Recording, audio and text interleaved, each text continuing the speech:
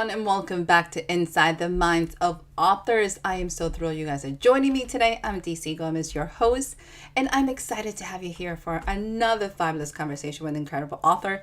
Today we have the fabulous Miss Hilary. We're going to have an amazing discussion about her book, so I can't wait to get started. But if you're new to the podcast, go ahead and subscribe. You do not want to miss a single episode. We're doing the live recordings of the podcast here on YouTube, so you get to see them first without anything else. You also get to participate and ask questions. So make sure to subscribe. The discussions are monthly. The next one will be in May. So you want to be up to date whenever we come back. And because you guys are here to listen to our author, let's bring her on. Hello, madam. How are you? I'm wonderful today. How are you, DC? I am lovely. I am so happy you're here. So we're going to make the best. I know we're having some weird technical issues, and I think that's what happens when you're doing live television. So this is kind of the fun about it. So we're going to make the best of it. We're going to kick off the show with you giving us a reading of the book. So I'm turning it over to you, and welcome. Okay, thank you so much. So I am going to read to you from my book that is called Becoming a Good Relative, Calling White Settlers Toward Truth, Healing, and Repair. And here is the cover. And so this is from about a third of the way through the book. On a rainy autumn evening in 2016, I took my husband out for dinner for his birthday. We went to a charming local tea house after dinner and ordered hot drinks to go. As we walked through the freezing rain to find our car and drive home, I saw a pair of legs sticking out from behind one of the buildings. The legs were shivering. Without a thought, the tea in my hand propelled my arm and then the rest of my body toward the person who was sitting on the sidewalk in the rain. Eye to eye, I could see that he was an indigenous man and that he was cold and wet. I folded the warm drink into his hand and asked his name. Augie was his reply in a forlorn, shivering voice. I asked Augie if I could help him. He looked into my eyes. In the same tone of voice, inflection, and language of my 9-year-old son, he said, Huggy. Again, with no thought, Augie put the drink down and we grasped each other in a hug so tight that it cracked my upper back. As the bear hug continued, Augie and I both started quietly sobbing and we continued to hold each other. After the hug, Augie and I started talking. He was an unsheltered person and he had probably been drinking alone for a long time. He was from somewhere on the reservation. He kept saying that he wanted to get home, and I asked again if I could help. His response was vague. After a while, I could see that he didn't really want my help. During our conversation, Augie again asked for a huggy. After our second hug, I looked at him and said, I see you. He asked me to think about him sometimes and pray for him. Then he told me a third-grade style joke about a turtle, and we laughed together. My husband was waiting patiently nearby. He has accompanied me in interactions like this many times, offering to buy dinner, drive people where they need to go, and listen to their stories. These are some of the ways he supports our relatives who have become invisibilized in dark alleys and deserted underpasses. Standing up and holding hands, we walked back to our car and drove the few blocks back to our house through the freezing rain. My heart was heavy as I climbed the stairs. I felt terrible that we were here in this warm house while Augie was shivering in the rain. I crawled into bed with our son to say goodnight before he went to sleep. Cuddling under the covers, I told him about Augie, his request for huggies, his longing to get home, and his wish that I think about him sometimes and pray for him. My child was transfixed by this story. He wanted to hear it over and over. He worried about whether Augie would be okay on that cold night and wondered if he would eventually make it home. As I lay there under the warm covers listening to the rain on the roof, I could sense that I was changing. When I was still entranced by the dream of the modern world, I would have felt detached pity about the unknown circumstances that left Augie shivering on the street, drunk and alone. I would have perhaps given him $5 and gone on my way without much more thought. oblivious to how his life was inextricably linked with my own. But at this point, in the process of waking up from the nightmare, there was no choice but to grieve. I was beginning to understand that we are all related. Augie's people belong to a sophisticated culture that is based on a complex clan structure.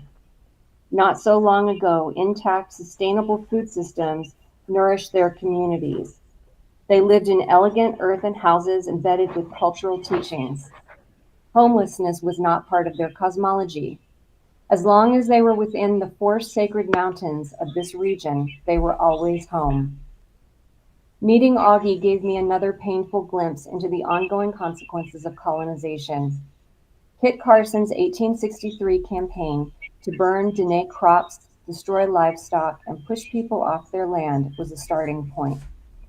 The Navajo Long Walk and forced assimilation in boarding schools compounded these traumas in the coming generations. These may have been some of the circumstances that left Augie freezing in the rain that night. We white folk were just a few blocks away from Augie in a historic home that had been built by European settlers. I had a belly full of locally raised artisanal foods. We were warm, dry, and safe. No one would disturb our sleep tonight. I could finally see the trajectory that had landed us here, beginning with my ancestors who came to this continent as settlers 9 generations before. I wondered what had started that trajectory for them. We white settlers can educate ourselves about the impacts of European invasion, settlement, and indigenous displacement. Reading the work of indigenous authors helps us understand the historic and current struggles of the people on whose land we are living. However, my encounter with Augie was one of many that taught me that reading is no replacement for emotional, spiritual, and relational experiences. These experiences help us viscerally remember how we are all related. I'll stop there. Oh my God. I need to know. I have questions. That was beautiful. Congratulations on the book. Thank you so much for writing it. It is such an amazing work of art. I need to know more. When did you decide to put this all into a book? When did that happen? Yeah, well, it really got started. I started doing the first writing on this in the spring of 2016. So it was about 9 years ago that I Okay. started writing. But before that, what had happened was that I discovered a book of family genealogy that had been in my family for some years, decades, that had been hidden away on a shelf, and no one was talking about it. I think some people had read it, but nobody was talking about it. And that book revealed that I'm descended from people who immigrated from the Scottish Highlands in 1739 and then began receiving land grants and enslaving people and were early settlers here in the United States. And so I live in Flagstaff, Arizona, which is Hopi, Havasupai, Dene, Apache, Pueblo land, among other peoples as well. And I had been building relationships with the indigenous community when I read that book of genealogy.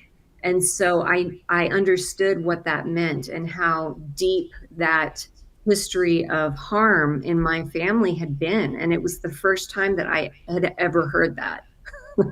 I always thought that we were more recent immigrants, and I didn't realize how long some of the branches of my family had been here. And so when that happened, I kind of went into a spiritual crisis, and I asked for help from a friend of mine. Her name is Yeye Louisa Tish. She's a high priestess and a chief in her spiritual tradition, Ifa Orisha tradition. And she did a reading for me. And in the reading, she heard the ancestors whispering in her ear and saying that there was a book I had already written. And so I told her, no, I haven't written a book. And she said, the ancestors are telling me the book is already written and you need to get out of the way.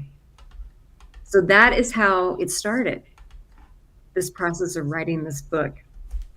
What do you do with that information when they say you need to get out of your own way? Like, that's a huge statement that I think many of us tend to do. We tend to be the Right. ones stopping us. How did you handle that?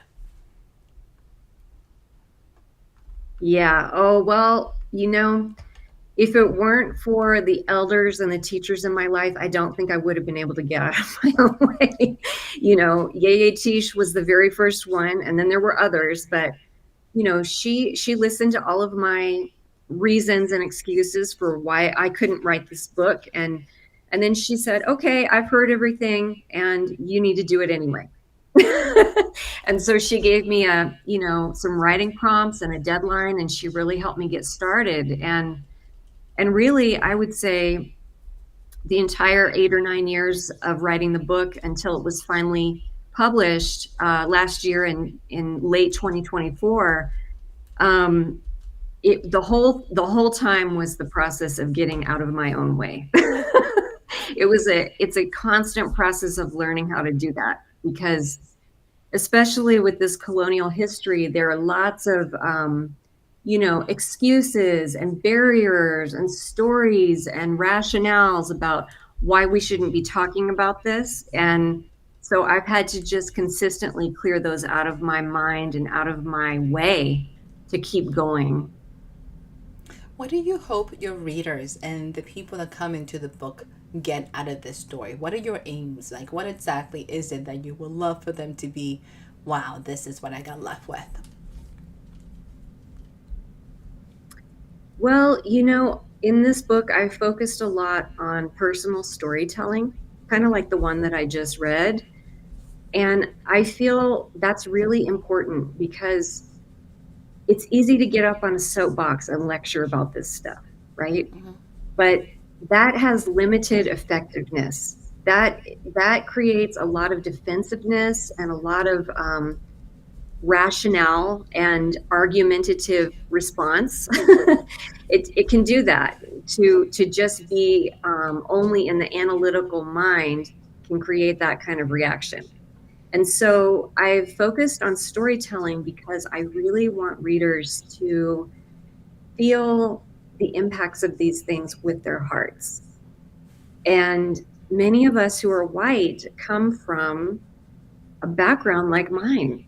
And many of us, either our families have completely swept it under the rug and refused to talk about it, or in some cases, some families actually take pride in it, take pride that their ancestors came here and dominated others. And so whatever the case is, I feel like we're not going to find our way out of this as a culture until those of us who come from these legacies begin to feel it and feel the grief that goes along with it, and the remorse and the sadness, and then find our pathway into healing and into reparations too. How do you bring healing into these conversations? Because I think that's usually the hardest things for everybody to see, is that healing has to happen on all sides. I love the title of the book. I love that you put it up from the beginning. How does healing play a part in the story that you're combining? And how do you share with others so they know they're not just being judged, but that there is a purpose that they can do better? Yeah, absolutely. I have been working with groups of European descended settlers for the last 5 years. And in that work, I've seen that there's a whole host of reactions that we tend to have to this material. We tend to feel shame, grief, guilt. Many of us feel immobilized by it, like the history of this country that our ancestors took part in is so painful. There has been so much harm and so much damage done that we will never be able to repay that debt. Many of us feel like that, and I've seen it through the years working with people. But I want people to know also that there is a way through all of that pain, and that is the process of healing. Actually going toward that pain and walking through that pain and allowing ourselves to come out the other side of that pain is the healing. And so it's a little bit counterintuitive because it can feel bad at first, but feeling bad is something that we can survive, and we can walk through it and come out in a much different place. I love what you're saying in terms of healing and coming through it. Yes, nobody wants to go through the pain, let's be honest. Growing pain, there's a reason they call pains because it's not fun. But I love the fact that you're addressing it and that you're saying, we can do this, we can be better. We can also heal because I think right now is getting to the point that there's so much shame, there's so much guilt being thrown out there that you're looking, I was like, I wasn't even born. How does this impact? And what do I add to these conversations? So when you're talking to groups, how do you motivate them? How do you keep people going and positive and wanting to face this pain that's not fun? Right. Well, I think one of the ways is through storytelling, actually, by Yeah. asking people to research and write their own stories and tell their own stories and be witnessed by each other. That's one thing, because it's very captivating to the imagination and to the heart and the body and all of these senses that we have to tell stories with each other. And also to be seen and heard and witnessed is very strengthening and encouraging. So that's one thing that we do that's very helpful.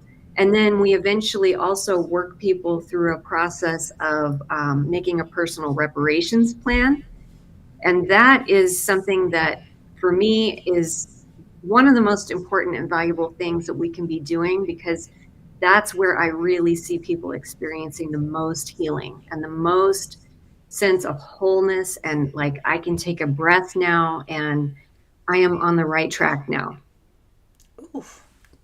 That is so powerful and so good. I love that you brought it back to writing. I love that you brought it back for them telling their stories and then finding that essence and then acknowledging each other. So I think that is amazing. As an author, you're probably always working on something. What else you have coming up? What is new for you that people should be expecting after this book? Because this is huge.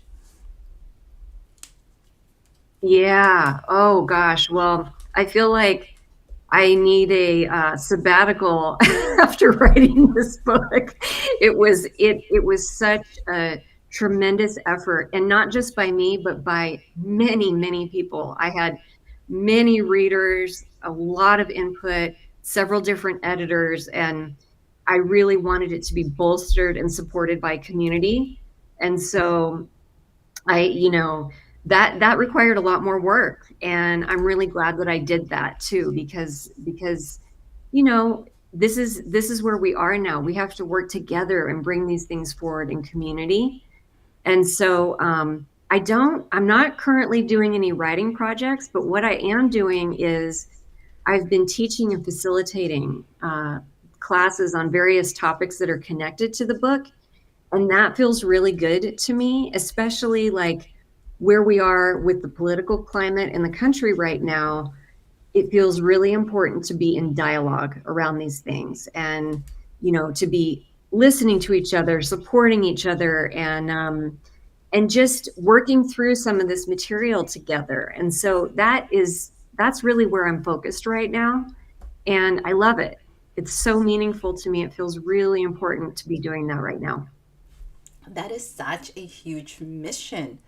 Did you imagine yourself in this path like 10 years ago when you started? Did you see that like this is what I, because this is huge. Like this is a huge shift in everything you can possibly imagine. Like how do you get out of your way and say I'm doing this? Because that's pretty huge.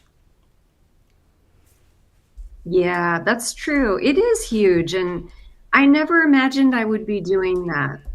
But also it is so rewarding to see people move from a place of denial, really, because that's this history of colonization, settler colonialism, stolen land, stolen lives, stolen labor, all of these things that made up the founding economy of the United States.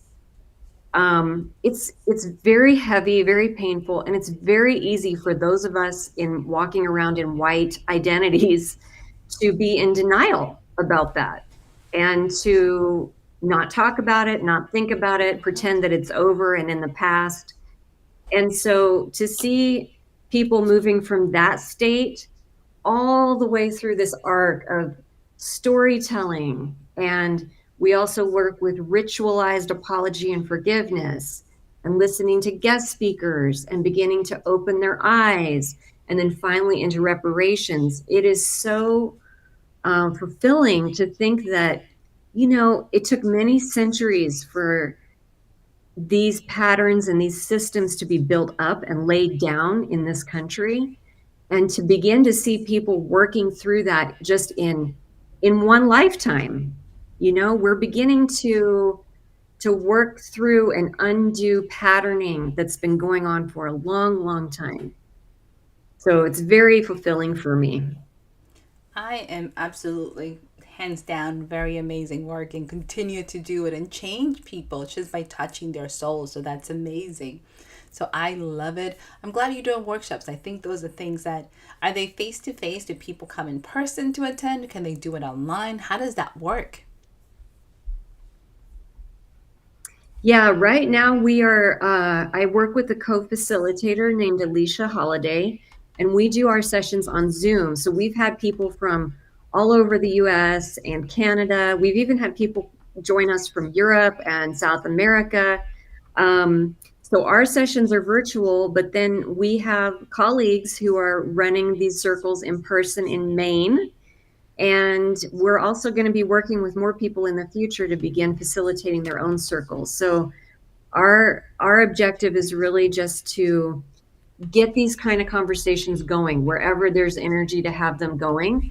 And we don't take any income from it either. We give all the income back to Black and Indigenous led organizations, because that also feels important, that this is not a quote unquote career for us. It's much more a labor of love.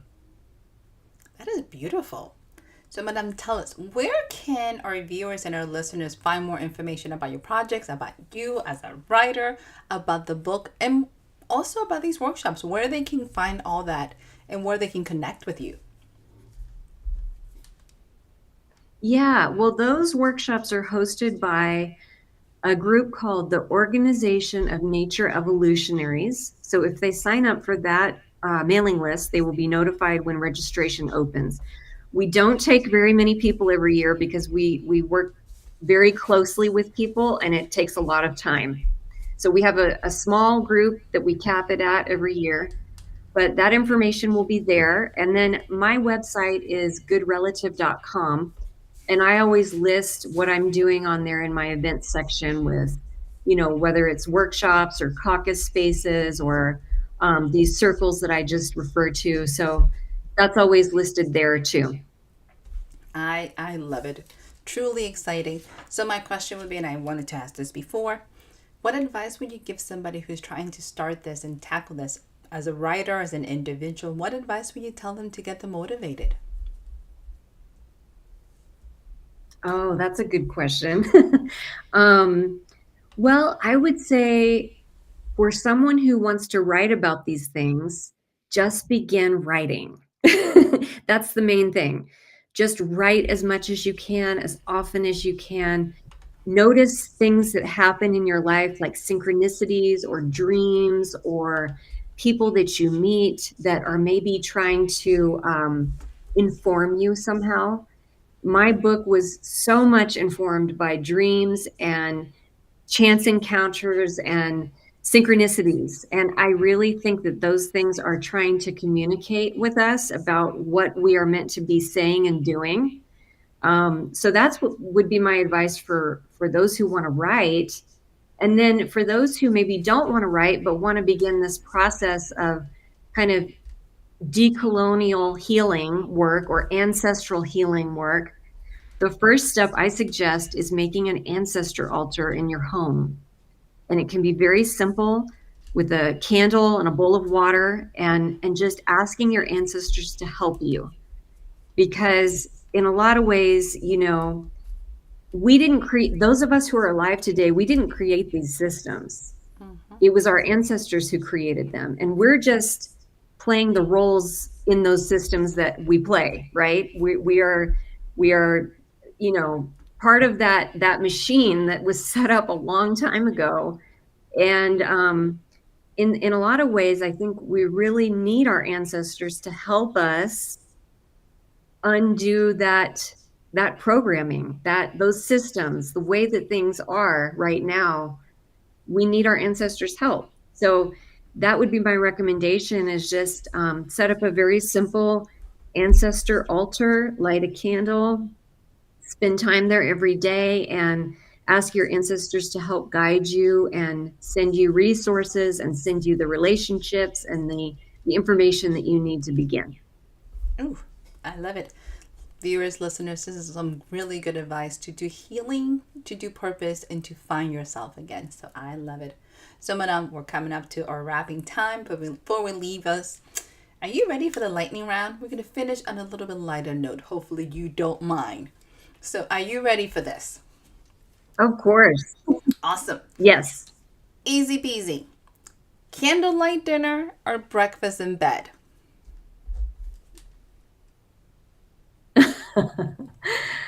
I would say candlelight dinner.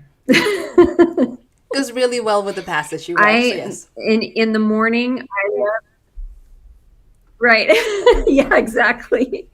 In the morning, I sit at my ancestor altar, so I can't have breakfast in bed. Good call. Okay, so let's see. Early bird or night owl? Early bird. Okay, awesome. Sunny days or rainy ones? Oh, ooh, I love them both, but I would have to vote for sunny because I live in northern Arizona where we have a ton of sun. I like it. Here's a little different. Let's see how you do with this one. If you could have any superpower, what would it be? Ooh, you know, the superpower I have most often in my dreams is of flying and Okay, seeing things from like the 10,000-foot view. And nice. so I would definitely say that one. I think I might actually have that superpower in some other dimension. So I would like to have it in this dimension too. Ooh, I love it. That is actually a really good one. Madam, it has been a pleasure. Do you have any closing remarks for us? The only thing I could share is that if you have a place for show notes, I would love to include, I've got a Google Doc that's a guide to making a personal reparations plan. And I'd be happy to share that so that people can take a look and see if they'd like to get started with something like that. We would love to have it because we will add it to the podcast that's going to go out next month. So if you email it to me, we can absolutely add it. So, yes, awesome. So, Madam, a Okay, pleasure. great. Thank you. Thank you. Congratulations again. Really Thank you appreciate so it. much, TC. Thank you, Madam. So, to our Thank you. viewers, It's a pleasure talking with you. a pleasure. So, to our viewers, please go ahead, follow the amazing Miss Hilary. Make sure you give her some love. Check out this book. Truly do the work that we're looking at and get yourself healed. You're going to love it. We'll be back next month with amazing authors live here. You can also going to be able to catch the recordings on the podcast as well. It's just the audio versions. You can review this one as well. Make sure to like us, give us a comment, subscribe. You don't want to miss a single episode, and we'll be back again next month. Thank you guys. Bye.